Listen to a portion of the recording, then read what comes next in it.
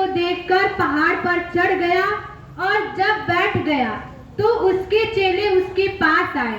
प्रभु ने जब भीड़ को देखे तो वो पहाड़ पे चढ़ गए और जब पहाड़ पे चढ़ के जब बैठ गए तो उनके जो प्रभु के चेले लोग थे प्रभु के पास आने लगे और वह अपना मुंह खोलकर उन्हें उपदेश देने लगा।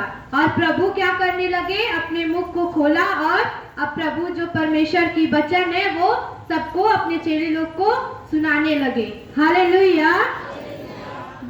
धन्य वचन, धन्य है वे जो मन के दीन है, क्योंकि स्वर्ग का राज्य उन्हीं का है।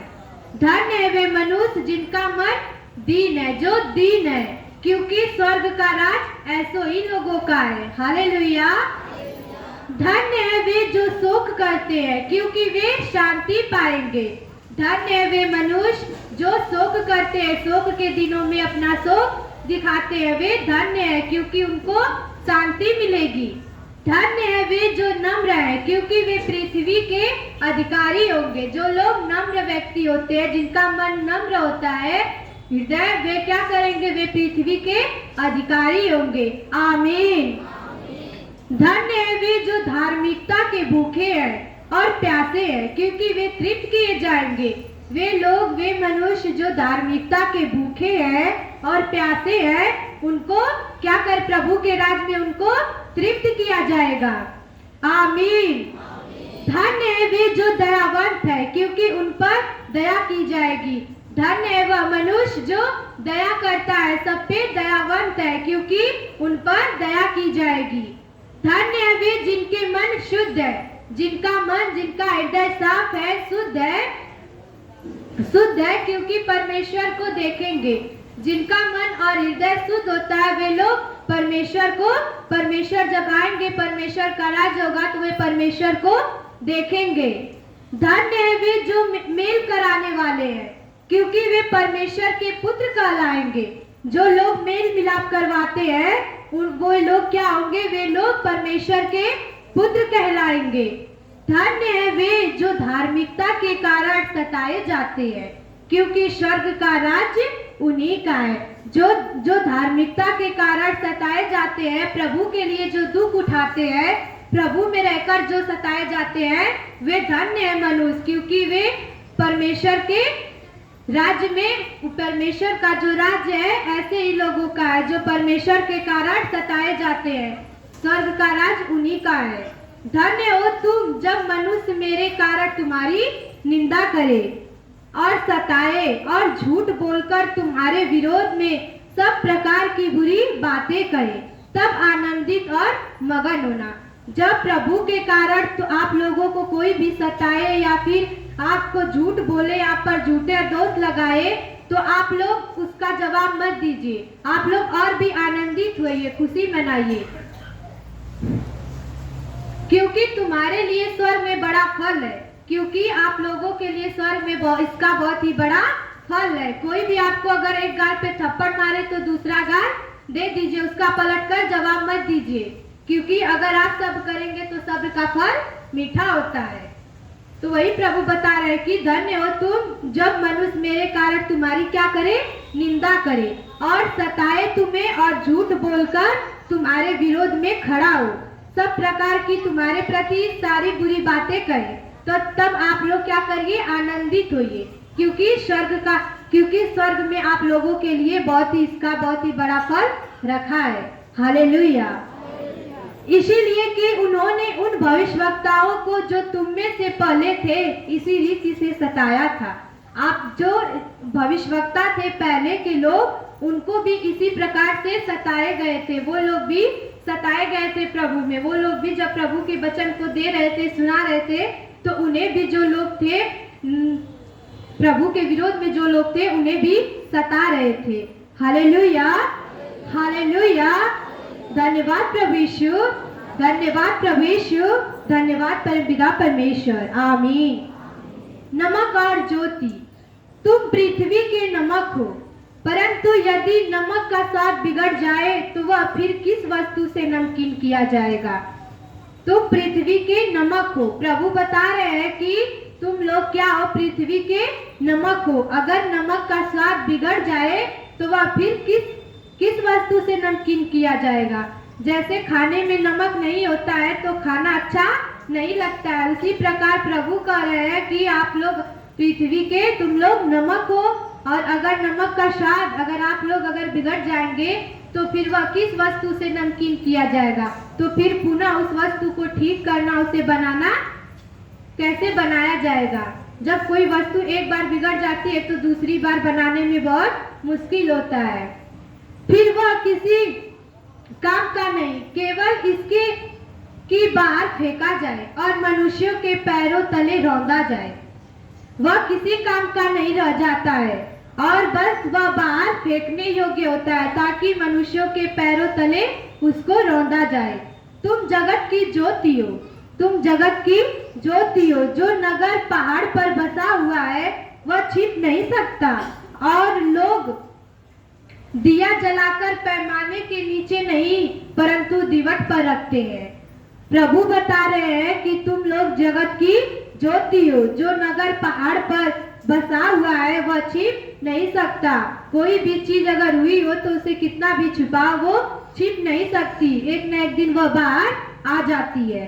और लोग दिया जलाकर पैमाने पर नहीं रखते हैं। दिया जलाकर सभी लोग के घर में जब दिया जलता होगा तो दिया जलाकर सभी के सभी लोग उसे दीवट पर रखते हैं, पैमाने पर नहीं।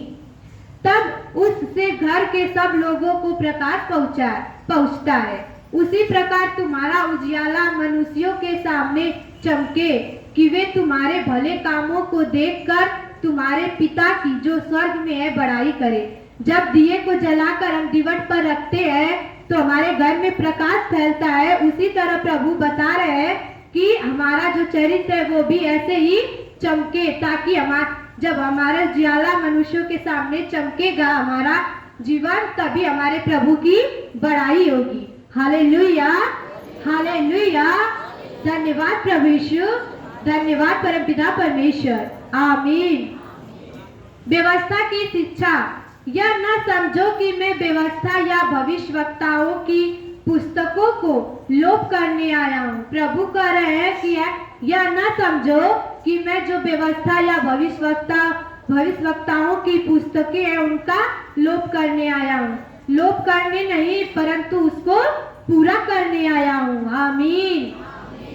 क्योंकि मैं तुमसे सच कहता हूँ कि जब तक आकाश और पृथ्वी टल न जाए तब तक व्यवस्था से एक मात्र या एक बिंदु भी बिना पूरा हुए नहीं टलेगा।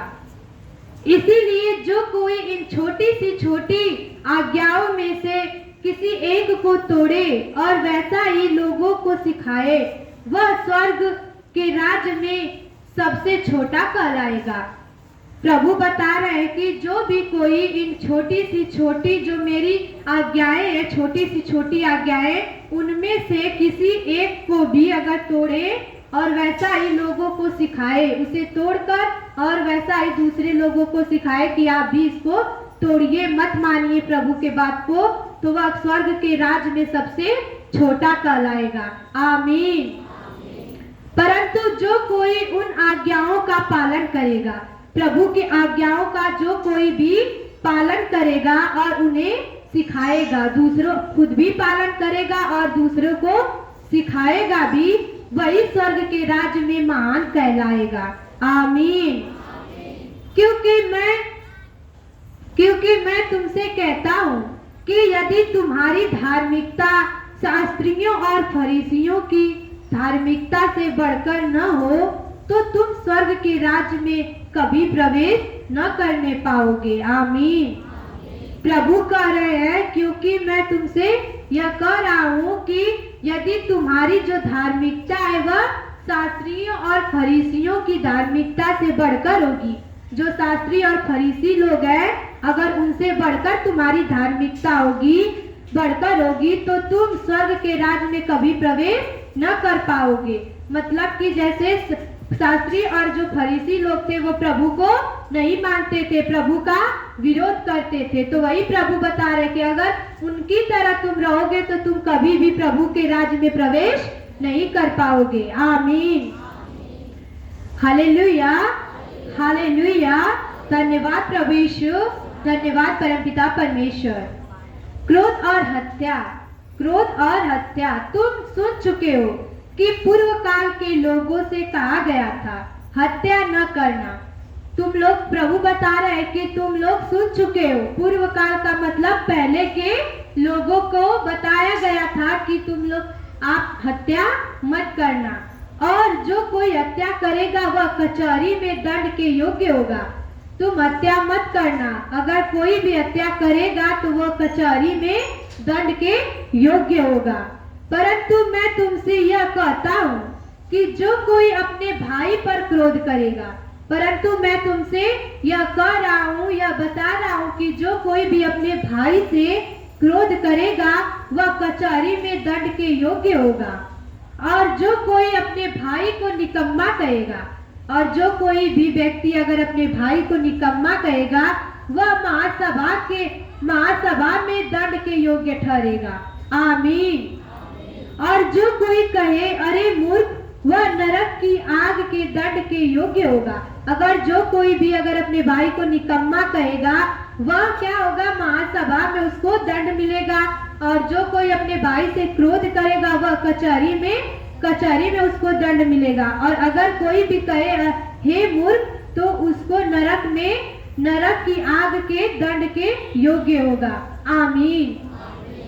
इसीलिए यदि तुम अपनी भेंट वेदी पर लाए और वहां तुम स्मरण करे कि तेरे भाई के मन में तेरे लिए कुछ विरोध है, तो अपनी भेंट वहीं वेदी के सामने छोड़ दे और जाकर पहले अपने भाई से मेल मिलाप कर और तब आकर अपनी भेंट चढ़ाना। अगर आप प्रभु के पास आए हैं, प्रभु में कुछ लेकर दान कर रहे हैं या प्रभु से प्रार्थना करने, तो अगर आपको उसी वक्त अगर आपको ख्याल आ जा रहा है कि आपने किसी के प्रति आपने अपने भाई से झगड़ा किया है, तो आप पहले प्रभु में नहीं, पहले आप जाकर अपने भाई से मेल मिलाप करिए, उनसे हाथ जोड़िए और उनसे मेल मिलाप करिए। और फिर जब मेल मिलाप कर लीजिए तब आके आप प्रभु से प्रार्थना करिए। आमीन। जब तक तू अपने भाई अपने मुकदमे के साथ मार्ग में ही है,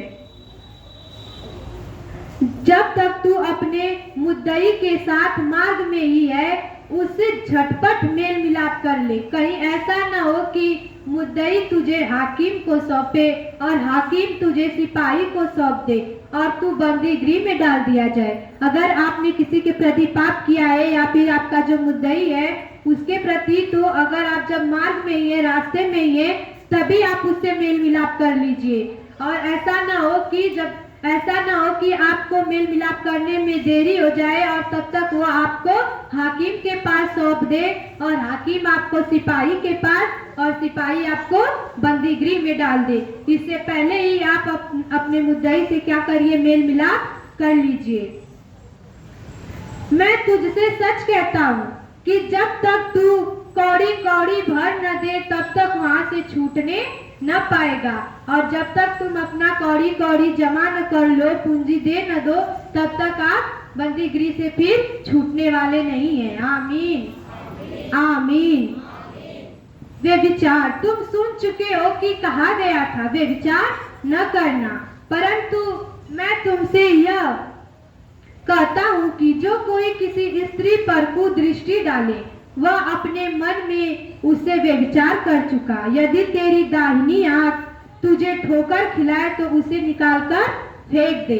अगर आपका कोई भी शरीर में से कोई भी अंग अगर आपसे पाप करा रहा है तो प्रभु कह रहा है कि उसे आप निकालकर फेंक दे, क्योंकि तेरे लिए यही भला है कि तेरे अंगों में से एक नष्ट हो जाए और तेरा सारा शरीर नरक में न डाला जाए। आमीन। यदि तेरा दाहिना हाथ तुझे ठोकर खिलाए तो उसको काटकर फेंक दे, क्योंकि तेरे लिए यही भला है कि तेरे अंगों में से एक नष्ट हो जाए। आमीन।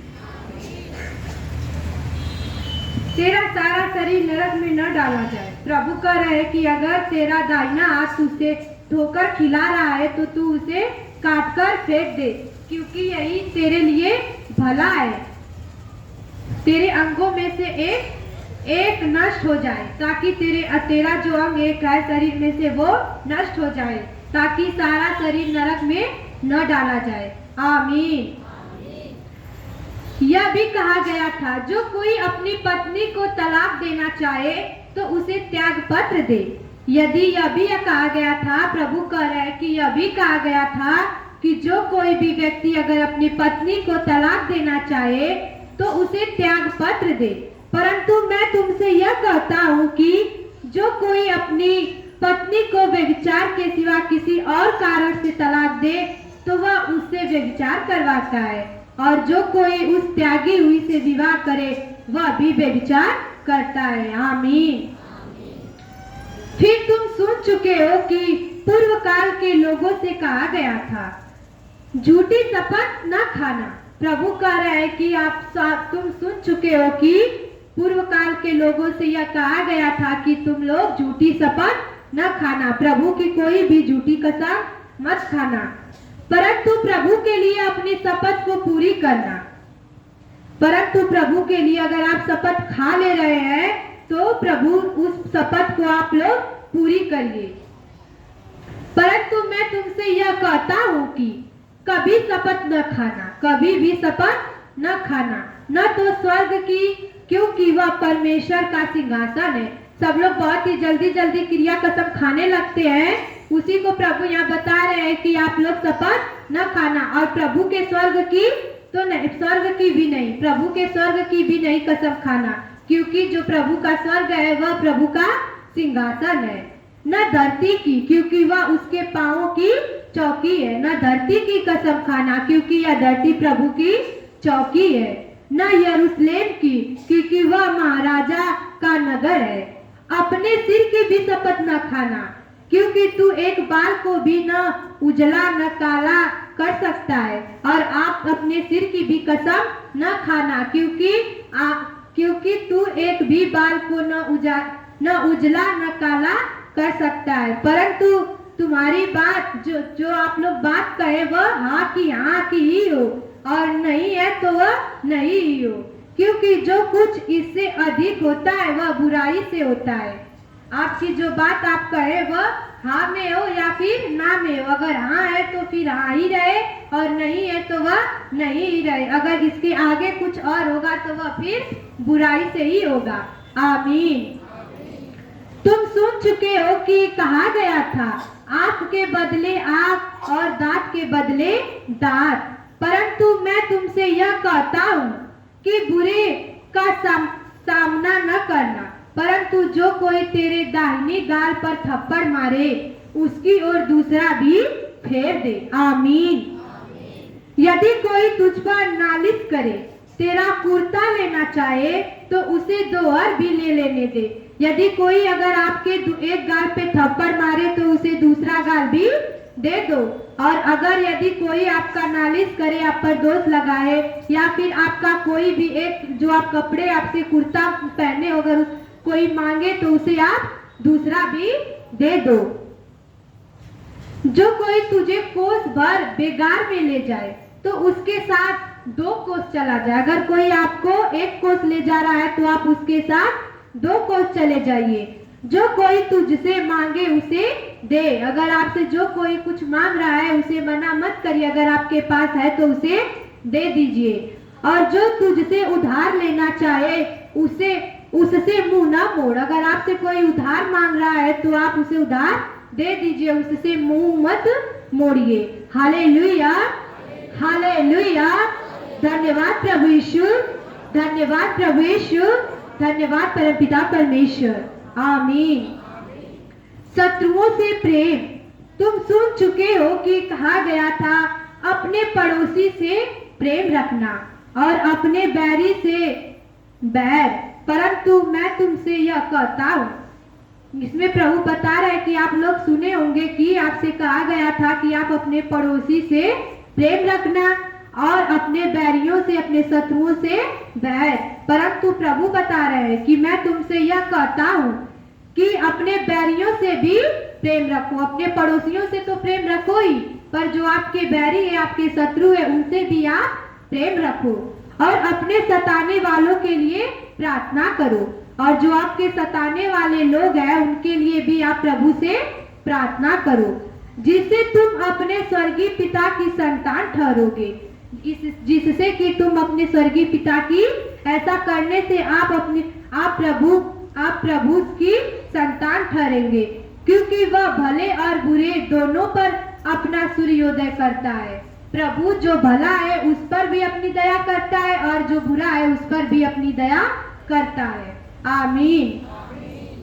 और धर्मी और अधर्मी दोनों पर में बरसाता है। प्रभु चाहे धर्मी हो चाहे अधर्मी दोनों पर अपना में बरसाता है। क्योंकि यदि तुम अपने प्रेम रखने वालों ही से प्रेम रखो तो तुम्हारे लिए क्या फल। अगर आप अपने प्रेम रखने वालों से ही प्रेम रखेंगे, अगर जैसे आप अपने प्रेम रखने वालों से ही प्रेम रखेंगे तो उसका कोई फल नहीं मिलता है, उसका कोई भी फल नहीं होगा। अगर आप अपने पड़ोसियों से प्रेम रख रहे हैं तो अपने शत्रुओं से भी प्रेम रखिए। क्या महसूल लेने वाले भी ऐसा ही नहीं करते। जो महसूल लेते हैं, जो कर वसूली करते हैं, वो लोग भी तो ऐसा ही करते हैं। अपने प्रेम रखने वाले से प्रेम रखते हैं, अपने बैरियों से बैर रखते हैं। तो उनमें और आप में क्या फर्क रह जाएगा।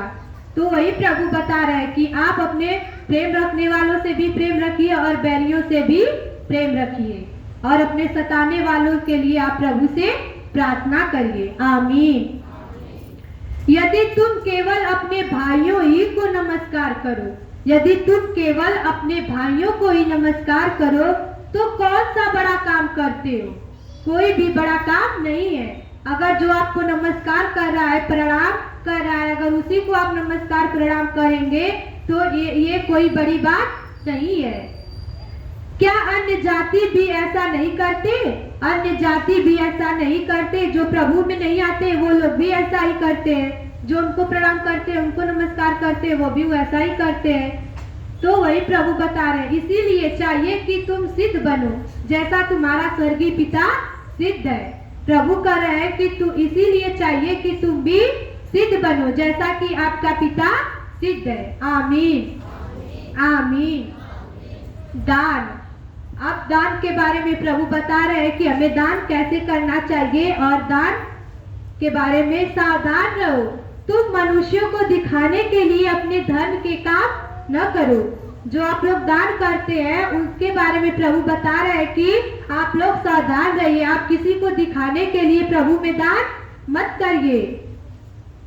आपका जो ये धर्म का काम है वो आप दिखावटी मत करिए, नहीं तो अपने स्वर्गीय पिता से कुछ भी फल न पाओगे। अगर आप दिखाने के लिए दिखावटी करेंगे तो प्रभु कह रहे हैं कि अपने स्वर्गीय पिता से आपको कोई भी लाभ नहीं पहुंचेगा। इसीलिए जब तू दान करे तो अपने आगे तुरही न बजवा। अगर आप कोई भी दान, कैसा भी दान कर रहे हैं प्रभु में, जो आप दान लोग 10वां अंश देते हैं आप लोग, तो आप लोग तुरही मत बजवाइए कि हम क्या दान कर रहे हैं, कैसे कर रहे हैं। कपटियों की तरह आप लोग ऐसे मत करिए। वही प्रभु बता रहे हैं कि जब तू दान करे तो अपने आगे तुरही न बजवा, जैसे कपटी करते हैं। कपटी लोग क्या करते हैं, कुछ भी करेंगे या कोई भी काम या किसी को पैसा दे देंगे या फिर उधार दे देंगे तो जाकर ढिढोरा पीटते हैं कि अरे हम उनको ये दिए हैं, इतना दिए हैं, उनको इतना पैसा दिए हैं, इतना दान किए हैं। उस तरह आप लोग मत करिए। आप लोग कपटियों के समान नहीं, परंतु गुप्त दान किया करिए। कि कोई भी अगर आप अपने दाहिने हाथ से दान कर रहे हैं तो आपका बायां हाथ न जानने पाए। सभाओं और गलियों में करते हैं ताकि लोग उनकी बड़ाई करें। जो कपटी लोग हैं वो लोग जब दान करते हैं तो सभाओं में, गलियों में सबसे बताते फिरते हैं कि हम दान किए हैं और इतना दान किए हैं, जितना करते हैं सब बताते हैं। तो वही प्रभु कह रहे हैं कि आप ऐसा मत करिए। और वो लोग ऐसा इसलिए करते हैं ताकि उनकी बड़ाई हो। मैं तुमसे सच कहता हूँ कि वे अपना प्रतिफल पा चुके हैं। जो लोग ऐसा करते हैं वे लोग अपना प्रतिफल पा चुके हैं। परंतु जब तू दान करे तो जो तेरा दाहिना हाथ करता है उसे तेरा बायां हाथ न जान पाए। प्रभु कह रहे हैं कि जब आप लोग दान करिए, जब तू दान करे तो जब तेरा दाहिना हाथ दान करता है तो तेरा बायां हाथ जानने न पाए कि हम क्या दान कर रहे हैं, ताकि तेरा दान गुप्त रहे, ताकि तेरा जो दान है, जो आप दान कर रहे हैं, वो गुप्त रहे, कोई न जाने, बस आप जाने और आपके प्रभु, आपका दाहिना हाथ और आपके प्रभु जाने कि आप क्या दान किए हैं। तब तेरा पिता जो गुप्त में देखता है तुझे प्रतिफल देगा। और ऐसा करने से जो प्रभु, जो तेरा पिता है गुप्त में, जो आपको, जो परमेश्वर जो आपको देख रहे हैं, वो आपको इसका फल देंगे। आमीन, आमीन, हालेलुया, हालेलुया। धन्यवाद प्रभु यीशु, धन्यवाद प्रभु यीशु, धन्यवाद परमपिता परमेश्वर। प्रार्थना अध्याय 5:6-5। जब तू प्रार्थना करे तो कपटियों के समान न हो, क्योंकि लोगों को दिखाने के लिए आराधनालयों में और सड़कों के मोड़ों पर खड़े होकर प्रार्थना करना उनको अच्छा लगता है। जब तू प्रार्थना करे तो कपटियों के समान मत करो। प्रभु कह रहे हैं कि जब तू प्रार्थना करे तो कपटियों के समान न, क्योंकि लोगों को दिखाने के लिए आराधनालयों में और सड़कों पे जो कपटी लोग हैं, जो वो लोग क्या करते हैं, प्रार्थना जो है वो लोग कहीं सड़क पर ही शुरू हो जाएंगे, कहीं चट्टी चौराहे पर ही प्रभु की प्रार्थना दिखाने के लिए, दिखावटी, ऐसी प्रार्थना दिखावटी होती है, दिखाने के लिए करते हैं ताकि सबको उनको अच्छा लगता है, और वो ऐसा ही करते हैं, इसीलिए उनको ये सब करना अच्छा लगता है। मैं तुमसे सच सच कहता हूँ कि वे अपना प्रतिफल पा चुके हैं। ये लोग अपना प्रतिफल, जो दिखावटी प्रार्थना करते हैं, प्रभु बता रहे हैं कि ये लोग अपना प्रतिफल पा चुके हैं। परंतु जब तू प्रार्थना करे तो अपने कोठरी में जा और द्वार बंद करके अपने पिता से जो गुप्त में है प्रार्थना कर। प्रभु कह रहे हैं कि जब तू प्रार्थना करे, जब आप लोग प्रार्थना करें तो अपनी अपने कोठरियों में जाकर, अपने घर में जाकर दरवाजा बंद करके अपने पिता, जो आपका पिता गुप्त में देख रहा है आप लोग को, वो गुप्त में है, वो आपकी प्रार्थना, उसकी प्रार्थना आप लोग करिए ताकि वो बस देखे। तब तेरा पिता जो गुप्त में देखता है तुझे प्रतिफल देगा। अगर जो पिता आपका गुप्त में, जो परमेश्वर देख रहे हैं, तभी आपको क्या कर, आपको प्रतिफल देंगे। प्रार्थना करते समय अन्य जातियों के समान बकबक न करो, जो अन्य जातियों की तरह जो मूर्ति पूजक लोग हैं, जो वो लोग दिखावटी प्रार्थना करते हैं, जब जाकर दिखाने के लिए बहुत ज्यादा बकबकाते हैं, बोलते हैं, पूरा पूजा पाठ करते हैं दिखाने के लिए। प्रभु कह रहा है कि अन्य जातियों की तरह तुम जब प्रार्थना करो तो बकबक मत करो, क्योंकि वे समझते हैं कि उनके बहुत बोलने से उनकी सुनी जाएगी।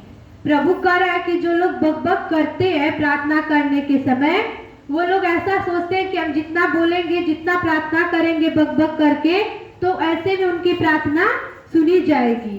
इसीलिए तुम उनके समान न बनो, इसीलिए तुम उनके समान न बनो, क्योंकि तुम्हारा पिता तुम्हारे मांगने से पहले ही जानता है कि तुम्हारी क्या क्या आवश्यकताएं हैं। आमीन। प्रभु जानता है, हमारे मांगने से पहले ही प्रभु को सब कुछ पता है कि हमारे बच्चों को क्या चाहिए। इसीलिए अन्य जातियों की तरह जब प्रार्थना करो तो बकबका कर मत करो, गुप्त प्रार्थना करो, अपनी कोठरियों में जाकर अपनी किवाड़ी दरवाजे को बंद करके और प्रभु से, जो प्रभु गुप्त में देख रहा है आपको, उनसे प्रार्थना करो। अतः तुम इसी रीति से प्रार्थना किया करो, हे हमारे पिता, तू जो स्वर्ग में है, तेरा नाम पवित्र माना जाए, तेरा राज्य आए, तेरी इच्छा जैसे स्वर्ग में पूरी होती है वैसे पृथ्वी पर भी हो। हमारी दिन भर की रोटी आज हमें दे, और जिस प्रकार हमने अपने अपराधियों को क्षमा किया है, वैसे तू भी हमारे अपराधों को क्षमा कर। आमीन। प्रभु कह रहे हैं कि इसी प्रकार से आप प्रार्थना किया करिए, और हमें परीक्षा में न लाना, परंतु बुराई से बचा, क्योंकि राज और पराक्रम और महिमा सदा तेरे है। आमीन, आमीन, आमीन। प्रभु बता रहे हैं कि जब तू प्रार्थना करे तो इसी प्रकार से करना, अपनी कोठरी में जाकर अपने दरवाजे को बंद कर प्रभु से ऐसे ही प्रार्थना करना। इसीलिए यदि तुम मनुष्य के अपराध क्षमा करोगे, इसीलिए यदि तुम मनुष्यों के अपराध को क्षमा करोगे तो तुम्हारा स्वर्गीय पिता भी तुम्हें क्षमा करेगा। यदि जो आपके शत्रु बैरी आपके प्रति जो अपराध किए हैं, अगर आप उनके अपराधों को, उनके पापों को क्षमा कर देंगे तो प्रभु भी आपके अपराध को क्षमा कर देंगे। आमीन। यदि तुम मनुष्यों के अपराध क्षमा न करो तो तुम्हारा पिता भी तुम्हारे अपराध को क्षमा नहीं करेगा। प्रभु कह रहा है कि अगर आप अपने बैरियों, अपने शत्रुओं के अपराध को क्षमा नहीं करेंगे तो प्रभु भी आपके अपराध को क्षमा नहीं करेंगे। Hallelujah, hallelujah. धन्यवाद प्रभु यीशु, धन्यवाद प्रभु यीशु, धन्यवाद परमपिता परमेश्वर। उपवास अध्याय 6 का 16 वचन है उपवास के बारे में कि हमें उपवास कैसे उठाना चाहिए, उपवास कैसे करना चाहिए। जब तुम उपवास करो तो प्रभु बता रहे हैं